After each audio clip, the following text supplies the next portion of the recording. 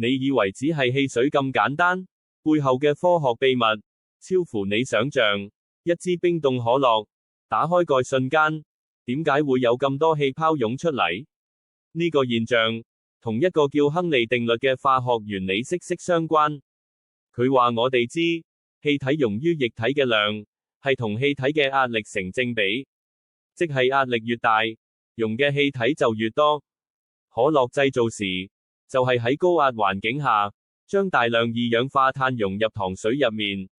當你打開樽蓋，外部壓力突然下降，溶喺可樂入面嘅二氧化碳就會急不及待咁變返氣體，形成無數閃爍嘅氣泡衝上嚟。你見到嘅氣泡，通常喺樽壁或冰塊嘅微細裂縫度產生，呢啲就係成核點。如果可樂夠凍，二氧化碳會溶得更多，所以凍可樂特別多氣。原來一杯簡單嘅可樂都藏住咁多科學奧秘。下次飲嘅時候，不妨再感受下呢份化學魔法啦。